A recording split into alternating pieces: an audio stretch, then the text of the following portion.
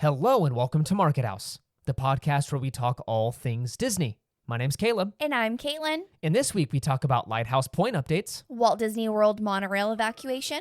and another Disney trivia adventure. Let's dive in.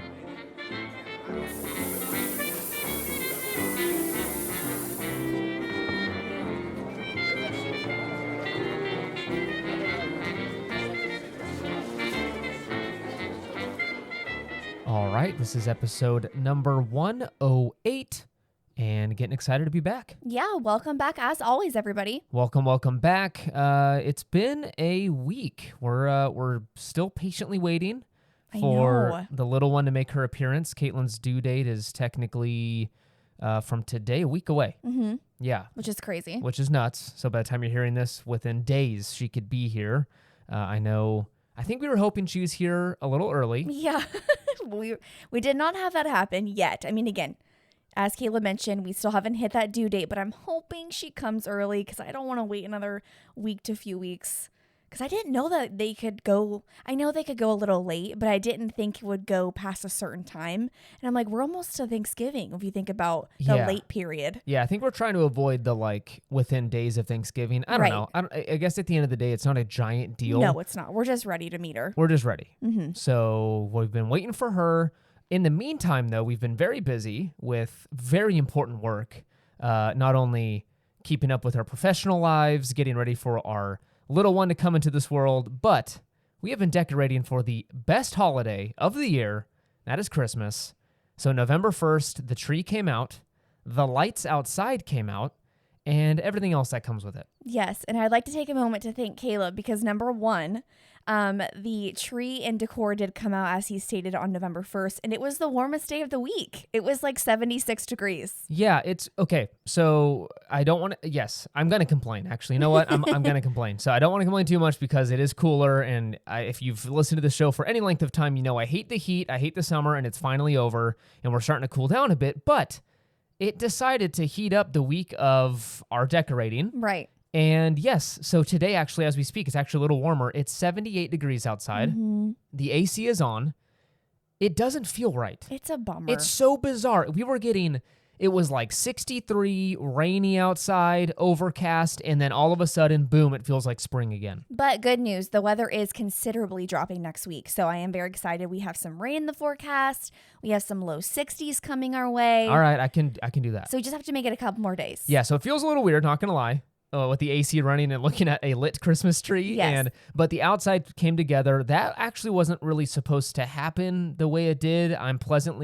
We're thankful it happened. It does come with a lot of work, and we're excited it's kind of over because it's been 3 or 4 nights in a row Yes. of being outside and getting that done. But the neighbors, I mean, we haven't really spoken to a lot of people in the neighborhood, but suddenly now that the lights are up, we've gotten a lot of smiles and waves and people stopping to talk. So that's been nice. And we haven't done that on purpose. We just moved here. So Yes, I don't want that's people true. to think that. We're not hermits. No. But no, we just haven't had the opportunity. So a lot of people are coming by and saying they like the house, which is very, very nice of them. So that's been fun. Again, if you don't celebrate until Thanksgiving, I don't understand you. That is not enough time to celebrate this wonderful time of year. This is how I justify it. Setting all that up, the tree, all the stuff, the lights, what have you, that is a lot of work. Mm-hmm. I'm not doing that for 3 or 4 weeks. Right. And then tearing it all back down. Mhm. I know some people let it go into January. It's not Christmas time in January, so why do you do that? Yeah. So this is how I justify it, is that if I'm going to do all that work, I want to enjoy it for at least a couple of months. I totally agree. And I'm going to come out there, and if you don't like me after this statement, I don't really care. Thanksgiving's not that great of a holiday. It's just about food and In family. I understand being that. thankful. That's true. It does represent, I maybe came too strong on that one. It's not one of my favorites. And so I like to just maybe throw Christmas in a little early. We're just big Christmas people over here. And both of us are raised that way as well. So I think that's what happens. Yeah. But hey, whatever Floats your boat. However you celebrate it, good for you. We're over here doing Christmas. Happy Thanksgiving. Merry Christmas. And Let's what do are it. Thanksgiving decorations? Those don't exist. It's like turkeys. Well, no, they do. So it's just like the fall pumpkin decor. And you know what's hilarious? We talked about this the same time last year. Did we? Literally the exact same. Okay, all right. I'm going to move on then so people don't get bored. Hey, consider leaving a review on Apple Podcast or Spotify. It is a huge help to the show. Thank you so much to those who have already done that and for those who will do it in the future, hopefully. Just course, drop a 5-star rating on both platforms, if you will, and then a written review over on Apple. It would be greatly appreciated. Also, share an episode with a friend. If you've got a favorite out there that you really like listening to and you think your friends would enjoy it, please send it their way so they can discover the show themselves. Also, we've got a Patreon, markethousepodcast.com/support. Thank you so much for those who are subscribed over there and supporting the show. Again, like we've mentioned, it takes a lot of money and a lot of time to do this every single week. We love it, don't get us wrong, but it does really help when you support the show. We can reinvest that back into the show and just hopefully give you some more Disney content every single week. With all that said, let's dive into the news.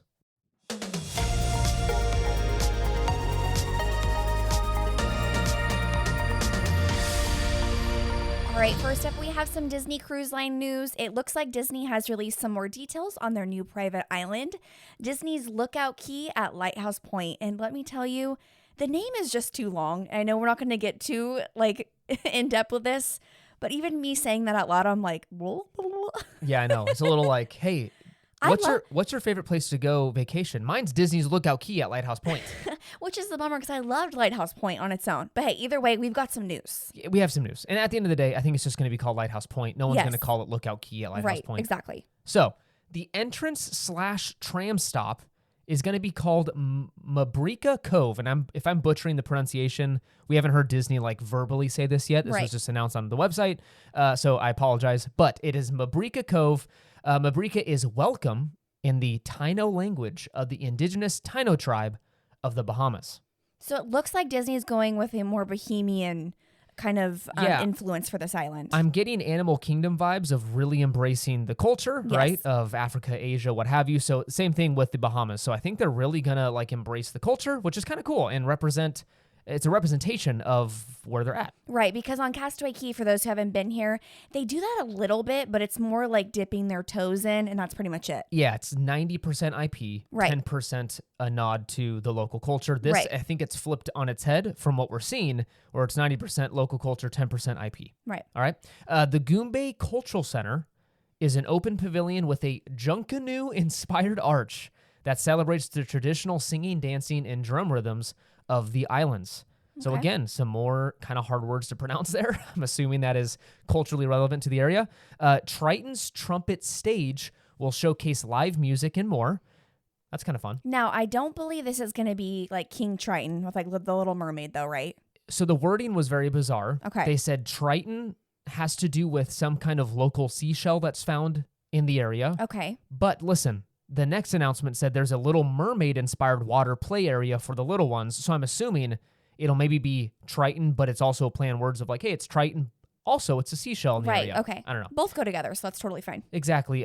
So this little water play area for the kids is going to include water drums, wave-making fountains, and 2 junior-sized slides. See, this I think is a really cute idea, especially, again, Little Mermaid, obviously sea-themed. So I'm excited to see what this looks like. I'm really excited. And so with that description right there, it sounds like they're going to take some of the Moana's Journey of Water technology and implement it here at the island. So that's going to be fun. Near this play area, there's a gaming pavilion, volleyball court, some other activities, and a fresh grill for a, quote, flavorful island lunch. So this I'm very curious about. Again, it doesn't sound like they're going to be doing the barbecue kind of setting that they do on Castaway Cay. I know. Again, who knows? That hasn't been confirmed yet. But I am intrigued because I'm like, okay, I wonder what kind of food it's going to be. I would really prefer a different menu, to be honest. I would too. Castaway Cay's not bad, especially if you listened to our last trip report where we went on a cruise in July. Yeah. We actually enjoyed the island food a lot more, than last trip. Yeah, it was delicious. It was very good, but it can still be improved in my humble opinion. I agree. I definitely feel like I wish they would take the route of giving you something on the island that you can't necessarily get on the cruise ship. Yeah. So that, I don't know what that would be, but I don't know either, because they pretty much have everything on the cruise ship. Yeah. Now, especially with the Wish, where they have Mexican food. You know what? I don't think any of the Disney cruise ships has Asian food. Okay. If I can get some good Chinese or Japanese food on the island. Okay. Now, is it Bohemia? Not really. No. But that would be fun. That would be delicious. Man, I love Chinese food. It's so good. Finally, there will be a souvenir shop called Treasures of Eleuthera? Eleuthera? I think that's right. Man, Yeah. I can't pronounce that. It's very hard. A retail space showcasing locally made Bohemian handicrafts and artisan items. Yes, and one thing I did forget to mention, there is going to be an adults only area of the island, just like a Castaway Cay, and it will be called Serenity Bay, just like on Castaway Cay. Yeah, so they took that right over. I Yeah. mean, why don't fix what's not broke, I guess? I hope Marge's Barges is on this one. Marge's Barges. No, I don't think so. Okay, that is the Disney Cruise Line news. All right, our next news story takes place over in Disney World, and some Disney World guests unfortunately experienced quite the spooky incident on Halloween. So imagine you're getting on the monorail from your fancy resort at Walt Disney World. You're hopping on, you're heading over to the park, and then a boom, a loud explosion happens, and a huge flash of light, and the monorail comes to a complete stop. What would you do? I can imagine. I probably would cry, to be honest. I would probably cry as well. This is what happened to these poor 70 guests who were on this monorail on Halloween. Boom, explosion, monorail comes to a stop, and the local fire department has to come evacuate them off of this monorail. They were stuck for over an hour. And again, thank goodness no one was hurt. Again, no injuries reported or anything, but that is flipping scary. That would have been a really scary situation. I feel like a lot of this, like stuff like this happens a lot in Disney World, like with the Skyliner and... It does. I think a lot of, again, they use these things as actual transportation. So Right. there's a lot of cars and Skyliner vehicles going all day long in Right. that Florida heat. So I can imagine a lot of stuff happens, but it's still kind of scary to see these stories pop up every couple of years. I don't think there's really been any major incidences except for that one crash. Remember, Right. a monorail hit another one, and that was a while ago. Mhm. I feel like they have a lot of safety things in place, so you're not gonna. Don't think this is like a dangerous thing to do. This is very rare. But again, no one was hurt, but just a huge explosion happened, and that poor monorail has to get worked on now. All right, next up, we have some very unfortunate news. And before I just dive in, let me paint this picture for you. Do you remember when you go to Disneyland and you hear those nostalgic voices before the fireworks shows or the parades? Oh yeah. How amazing those are. Disney has just announced that they are going to be replacing the curtain voices at Disneyland and California Adventure. Yeah, super sad. So this is, and it's a love story as well. It's a movie. It is. It is a movie. So listen here. Bill Rogers, who's been the voice of Disneyland for the last 32 years, and his wife, Camille Dixon, who's been the voice of DCA for 11 years, met at a recording session in 2000, got married, and are like a power couple. It's the ultimate magical experience. Seriously, imagine them walking around the house and being like, "Hello, honey, would you like cornbread tonight?" And I'd be like, "Dude, you're the Disneyland." And she'd be like, "Yes, I'll make cornbread." And I'll be like, "Oh my gosh, she's the voice of DCA." It is just amazing. Hearing them two talk normally, you're like, oh my gosh, you're my childhood. So Disney decided, unfortunately, to not renew their contracts and have not announced the new voice talent yet. Again, it's convenient that it came when it was time to negotiate, and I'm sure they've gotten expensive over the years. These two people, deservedly so. When you're the voice of something for so long and you're very good at what you do, Yeah. you probably get paid pretty well. So maybe Disneyland said, you know what? It's been great. It's been grand. We're going to get a young person who...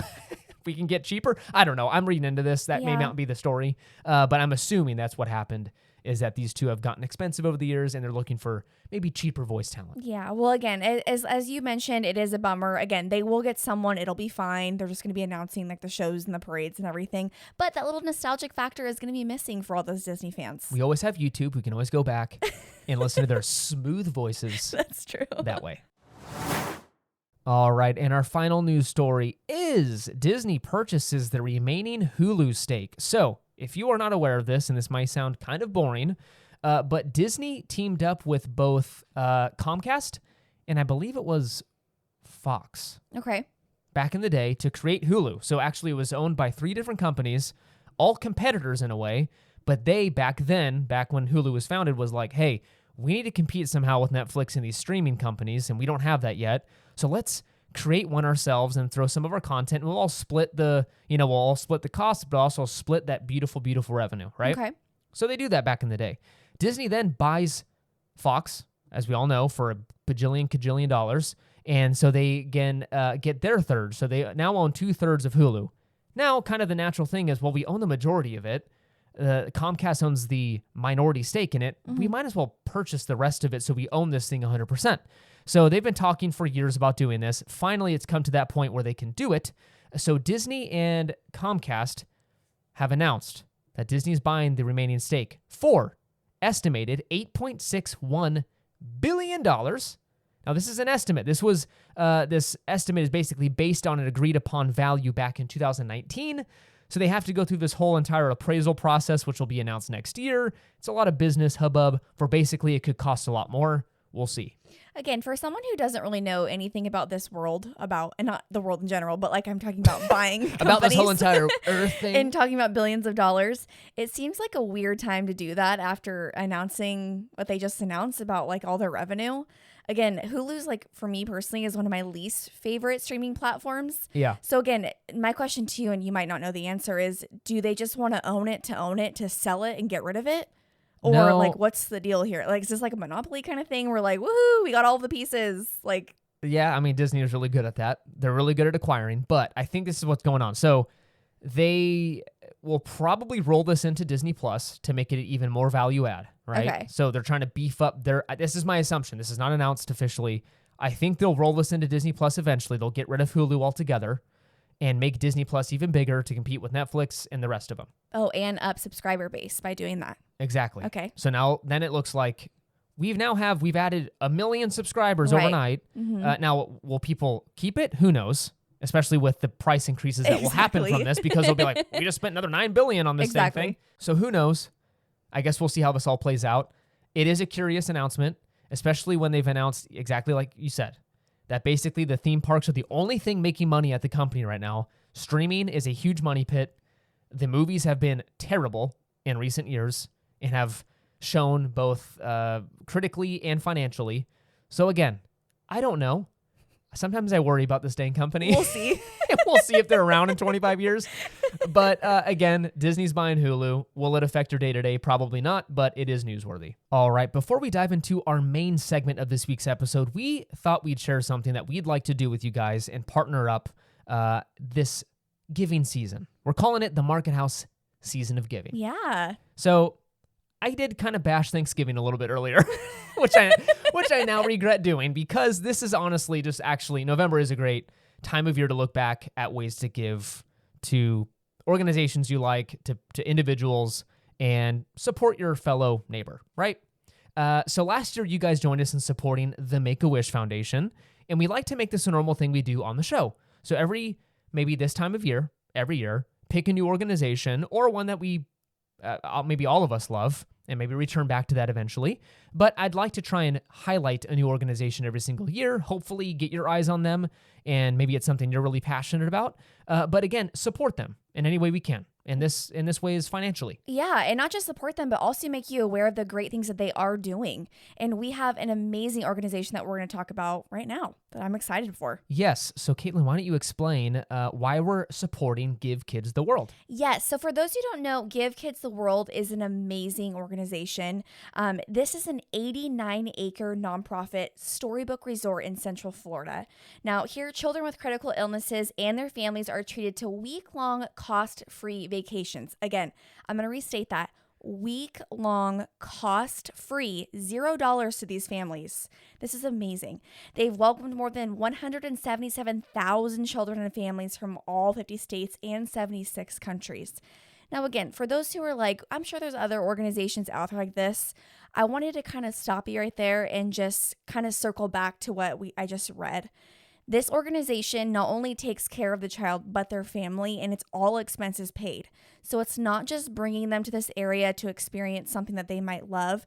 They're taking care of travel. They're taking care of food. They're taking care of the experience.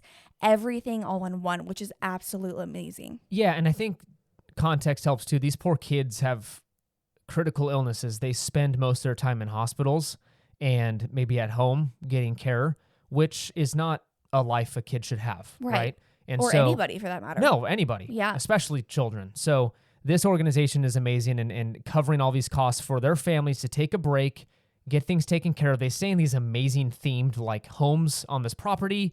A cookie truck comes around and delivers warm cookies to the families.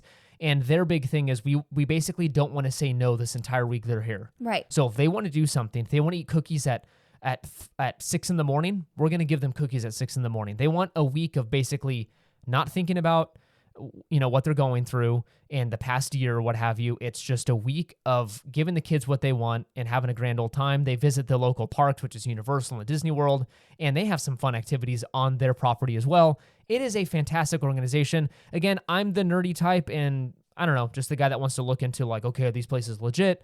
Is my money going to a good cause and actually supporting the cause itself? So they do have a 4-star charity rating on Charity Navigator. So that means 81 cents of every dollar goes directly to supporting the children. So it's good. 80% of your money is actually going to the program itself. 19% or so is going to the administrative stuff, paying people, what have you. That is needed. You got to pay people to run these organizations, so it is what it is. But hey, make sure to follow us over on Instagram to get more details on this fundraiser.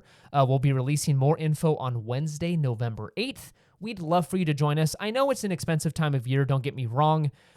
Christmas is around the corner. I know things are crazy expensive right now, groceries and gas.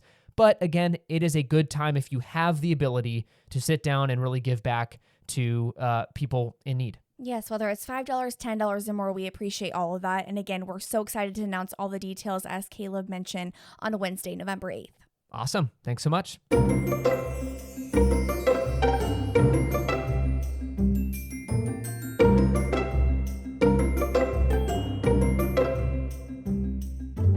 All right, and that brings us to our main segment of this week's episode, and that is another Disney trivia adventure. We are ready, I think. Now, again, I don't know why we do this to ourselves, because we're both admittedly not that great at Disney trivia, but it's so fun doing it. And again, we're not going to get any better if we don't have practice, right? Exactly. We need practice before going on another cruise, where we usually get absolutely demolished because that Disney trivia on the cruises are so tough. Oh, it's next level. Like, you think you know Disney? No, you don't. They'll be like, what shade of blue is the sky in Fantasia? You're like, someone's like, I don't know. I know the hex code, 07876. But seriously, that's what it is. It's nuts. But we have asked you to submit some questions on Instagram, and some of you have helped us. So thank you so much for those who submitted questions on Instagram, but we also supplemented ourselves. So we have a total of 10 questions each, all worth 1 point. Yes. So your max score is 20 points. Pull the kids aside, pull mom and dad, whoever you're with, pull them into the room, and let's get some Disney trivia started. And whoever scores the most, share it with us on Instagram. Yeah, we had some high scores last time we did this. I think last time it was Jordan and Daniel at Disneyland Forever. Yeah, they're so good at trivia. Are too good at trivia. They are the types that would know the shade of blue in Fantasia. So shout out to them. They did a fantastic job last time. They got the highest score, which I think they only missed one. Yeah, I think so. And that was like a technicality. Mm-hmm. Technically got it. So anyways, let's dive in. Caitlin, I'm going to ask you first. All right, I'm ready. All right, Miss Caitlin, are you ready for your questions? I am so ready, but also super nervous. You should be, because some of these are actually pretty tough. Okay, first question is from Jordan the Swan over on Instagram. Hello, Jordan. What time is it on Pooh's clock when he is woken up for his party? This is the Disneyland version. So on the ride, the attraction, what time is it on Pooh's clock when he is woken up for his party? Is it 11 a.m.? 12. No way. Yes. Oh my gosh. Okay, that's hard. Jordan, that's hard. Yeah, that's pretty tough. Did you know that one? No. Okay. I'm glad she included the answer, because I would have had to watch a ride through to get that. But I was like, okay, if she gets this, that's impressive. So 12. So you missed that one. Okay. Sorry. Starting off strong. Starting off real good here. This next one will be a small miracle if you get this correct. But this is from Mr. Make It Magical, Clayton himself. Okay. What is Princess Mia's full name in the Princess Diaries? Oh, Clayton, you are so sweet. Yeah, this one's tough. I was kind of like, I've seen that movie twice in my lifetime, so I don't really remember it that much. So when I looked it up, I was like, this has to be wrong. But no, Is it Amelia? Yes. Antoinette? No. Okay, hold on. Amelia blank. Mm-hmm. Antoinette? No. There's no Antoinette. Is there no Antoinette? No. Okay. It sounds like that. You're kind of on the right track. It ends with et. I'll just give you that. But it's not Antoinette. Amelia something. Mm-hmm. Thermopolis Garibaldi? Okay, you're so close. Thermopolis is correct. The last one is not that. Same sound. man. I'm gonna it's okay. But I'm missing the second one, right? You are. It's not Antoinette. Wow. I honestly, I don't know the second one. I can Okay. I can hear Julie Andrews saying it in my head, but I can't get like that second. Can I have the hint? I know I It's- missed it, but what's the it's- second one? Mignonette? Oh. Mignonette? Amelia Mignonette Thermopolis Rinaldi. Rinaldi. I thought it was Garibaldi. Now, there's two different versions. There's one from the movie and one from the book. Oh, only movie. I believe I grabbed the movie. Yeah. Okay, well, that was nice. All right, so you. 0 for 2. That's okay. Those two were very hard. So I think so that ends the listener submitted. Okay, Now comes my questions that I researched myself. great. So there's a couple softballs in here, but the rest Okay. are kind of tough. Okay. First up is, what color is Ariel's fin in The Little Mermaid? Green. That is correct. Okay, All right. You got one. thank you. In Disneyland's New Orleans Square, there's a pirate-themed shop that sells unique merchandise. What is the name of the shop? Ooh, Pieces of 8. Pieces of 8. That is correct. Okay, All right. Good job. Good job. thank you. What is the name of the shipwrecked vessel that guests encounter in Disneyland's Pirates of the Caribbean attraction, featuring a drinking pirate with a map and treasure? It's not the Black Pearl. It is not. Sorry, but Um, I have a multiple choice here, and I forgot to read them off I to don't you. know why I said it like that. That's okay. It is not the Black Pearl. It is not the Black Pearl. Okay. Is it the Crimson Cutlass, Okay. the Wicked Wench, the Silent Saber, or the Sable Serpent? Oh my gosh. Crimson Cutlass, Wicked Wench, Silent Saber, Sable Serpent. I have no idea. Crimson Cutlass. Incorrect. It is the Wicked Wench. Oh my. Okay, and which boat is this? Or excuse me, which ship is this? So it says the shipwreck vessel that guests encounter featuring a drinking pirate with a map and treasure. I believe this is what the storm, right? Oh Yeah. my gosh. Okay, so I wonder where you can find the name on it because Disney has it labeled somewhere. It's somewhere. It's probably like on like the. And you probably can't see it because there's lights Yeah. flashing in your face and stuff. Wow. Okay, what was the answer again? Sorry. Wicked Wench. Wicked Wench. Okay. Now, would that get named that today? Probably not. Yes. But that's all right. Which Disney Cruise Line ship was the first to feature the Aqueduct water coaster, a water slide that extends over the side of the ship? The Dream. The Dream. You got that. Yes. Good job. If I would have missed that, I would have been very disappointed know. in myself. That would have been pretty bad. Number 7. What is the name of the adults-only champagne bar on the Disney Fantasy? Champagne bar on the Disney Fantasy. It's not bubbly, right? It's not bubbly. Okay. You know what just popped in my head? Pinkity drinkity, even though it's not that. It's definitely not pinkity drinkity. Okay, let's be serious here. Let's say, oh my gosh, I have no idea. Really? We didn't go because you were pregnant. Yes. So we couldn't really partake in anything in this Okay. area. So I don't blame you for not really remembering, but Is it Fizz or something? no. You're thinking of the Dream. It's got a one-word name. Okay, what is it? This is the Ooh La La Lounge. Okay, close enough. Ooh La La. Just kidding. Maybe you can check it out next time. Yeah, seriously. Yeah. After my scores right now. It's okay. We're struggling a little bit. We're gonna get there. In Tarzan, what is the name of Tarzan's adoptive mother? A female gorilla who raises him after the death of his biological parents. Carla. What is that? Carla? It's not Carla. Kala. Kala. Kala. Good Sorry. job. I'm glad I you always- said that because I was gonna say like Kala Oh, no. I Or always hear Kayla. Kerchak go, Kala. Kala. That's such a good Or maybe movie. it's Kala, but it's an Australian gorilla. Kala. I don't know. I'm trying to give you the benefit of the doubt here. What year did Pixar Pier open? So it went from Paradise Pier, as we know, to Pixar Pier, which is your apparently favorite land in California Adventure. So you should know this. I'm sorry. What year did Pixar Pier open? Was it 2017? Oh, so close. I'm going to give you one more guess. It was 18. 18. Dang I'm going to give you it. that one out of No, pity. no. Out of pity. No. We only. No? No. Okay. I want to to win fair and square, even Okay. though I'm not going to win. So it is, okay, 2018. Wow. Yeah. Okay, that doesn't feel like that long ago, but then also I'm like, it's almost 2024. I know. That's a while ago. I know. Isn't that crazy? Oh, wow. It's such a good area. Name the opening day lands at California Adventure. What? I'm sorry. I had Okay, to do you it. know what? So it opened up in 2001. There were only 4 lands. And there's technicality here. I'm not gonna hold you to it. But there were 4 lands opening day at California Adventure. What 4 were they? And I'll explain later what that looks like. You got this. You give me a really bad look right I didn't even now. go in 2001. That's not my problem. I don't even know when I I'm just went. kidding. It was like It stayed pretty much the same for the first year and a half, 2 years or so. They didn't make any I major was changes. a little child. You got this. Okay, Hollywood Boulevard, Hollywood Land. I'm going to give it to you because it is now Hollywood Land, but back then it was called Hollywood Pictures Backlot. But I'm going to give you the point. Okay, So Hollywood Pictures Backlot. Now 3 more. Bugs Land was not there yet, obviously. So,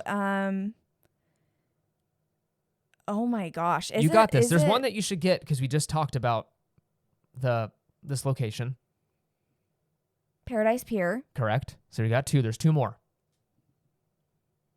I'm going to give you a hint. There was one, you saw a giant metal, not statue, but a giant metal figure, and that's a big hint as to what this area was called.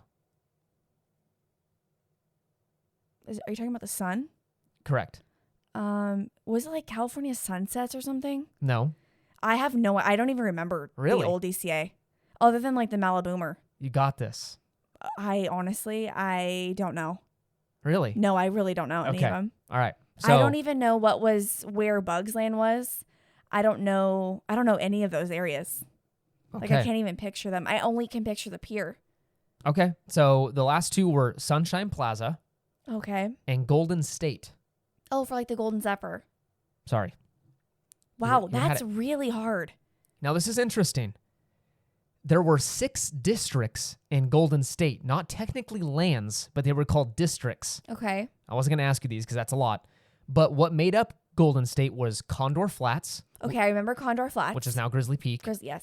Grizzly Peak Recreation Area, Golden Vine Winery, Okay. Bountiful Valley Farm, Pacific Wharf, and this last one is called the Bay Area. Wow. I'm like, okay, Original. real original, guys. I don't know, San Jose, Oh my gosh. right? Did you go when it opened? I went in 2000. No, the first time I ever went was 2004 or 5. Okay, I think that's around the time I went, or even like 2006, 7, because I don't remember it at all. You definitely went to DCA before then. Maybe it was 2005. There's pictures of you as like really little, and that's definitely before then. But I remember. Hold Because on. 2001, It opened in 2001. yeah, so I was 5 when it opened. You went to the parks as like a 1-year-old. I know, but I don't remember it, honey. Whatever. At the end of the day, yeah, you didn't get it. So how many points did you get? You did get, let's see here. You had 1, 2, 3, 4. 4 out of 10. It's pretty rough, hon. Pretty rough. Okay, well, I would have to say that those are pretty tricky questions. I'm sorry, but I had to do it. Okay, I do have to say, though, for the last question, if any of you guys got that, please let us know because you are an OG fan. Yeah. Like, that's a tricky one. That's a good one, man. That's a really good one. Let us know. Okay, Caleb, are you ready for your questions? Hit me. Let's go. Okay, question number, okay, I'm going to start with the listener ones. Okay. Okay, so this first one is from Cupcake Candace. Ooh, I like the name. Isn't it cute? Yeah. When is Mickey Mouse's birthday? When is Mickey? Oh, gosh. All right, starting off with kind of a hard one. I should know this as a Disney fan. When is Mickey Mouse's birthday? Is it in July? That is incorrect. Okay, so let's go back on that. That was Disneyland's birthday. Mm-hmm. I'm a silly boy. Mickey Mouse's birthday, I'm going to go December. Incorrect. Okay, I don't know. If you get the year, I'll give you the point. Oh, 20-something? 1928? That is correct. Yeah. So the correct date is November 18th, 1928. November. Okay, I thought it was December. Which is coming up. So you should get the point. 'Cause you No, got the I year. said 28. Okay. That's not, yeah. Okay. Next up, this is from, again, Clayton from Make It Magical. This question makes me crack up. How many puppies did Pongo and Perdita have? And in parentheses, the normal way. What does the normal way mean? So how many puppies did they have like before, like once the story started? Not all the ones that came later. Obviously not 101 Dalmatians. She didn't have 101 I puppies. literally was gonna say 101. I haven't seen the movie in a long Okay, time. well, there's a little sneak peek. It's not. She didn't have 100. Perdita did not have 101 puppies. I don't know. Maybe Perdita's just No. cranking them out. No. Okay. Wow. What a silly name. Pongo. And Perdita too. Perdita's cute. That's and weird. So is Pongo. It's like a lot. It's like Perdita. What's a D? What's a T? That's too confusing. Why does it matter? I don't know. Let's go 8. That is incorrect. How many? I don't know. 15. I even knew this one. They had 15 kids. 15 puppies. 15 puppies. Congratulations, Pongo and Perdita. Okay, I'm over 2. Let's go. Okay, and another one from Clayton. Christian Bale is the voice actor behind which character in Pocahontas? Gosh dang it. Of course, it's a movie I haven't seen since I was 5. Let's go Pocahontas and what's John? For a second, I thought you were saying he played Pocahontas. Yes. It's like, He got his no. voice way up there. Beautiful singing voice, may I tell you, Christian Bale. Where is she? Oh, jeez. I can't think of his name. John. It's John, right? No, that is incorrect. Adam. That is incorrect. It's a real colonial American name. I His don't. name is Thomas. Thomas the Train Tank No, Engine. just Thomas. Okay, you are over 3. Oh my gosh. Let's see who I think wins. it's the nervous. I think I get nervous when I do this, and so I just get in my head. Okay. Are you All ready right, for question number 4? Let's go. Question number 4. In Up, which continent do Carl and Russell travel to? South America. Okay, that is correct. A+, you got your first point. How do you feel? Huzzah. Okay, question number 5. In The Princess and the Frog, Tiana's dream is to renovate what kind of building into her restaurant? Oh, a sugar mill? That's correct. Yeah. I thought I was going to get you because I thought you were going to say salt mine. No, sugar mill. Okay. Question number 6. What does Flynn Rider think the problem is with his wanted poster in Tangled? Oh, they did not get the nose right. Gosh dang it. I should have got harder ones. I love that movie. I know. See, I was nice. Not going, name the square footage in DCA. Actually, yeah. What is the square footage of DC? don't know. Everyone knows it. Question number 7. What are the names of Walt Disney's 2 daughters? I know this. Diane Correct. and Sharon. That is correct. Thank you. Question number 8. What are the 2 abandoned Disney parks? And I have confirmed the answer. Discovery Island. Correct. And there's a second one? There's a second one, and I Really? double confirmed on 2 different websites. Abandoned. Abandoned. What are the 2? Hey, can I get a hint abandoned- of location? Are they both on the East Coast? To be honest, I have no idea. Okay. Yes. Discovery Island, I know for sure because there was like the brain-eating amoeba or something Scary, like yeah. that.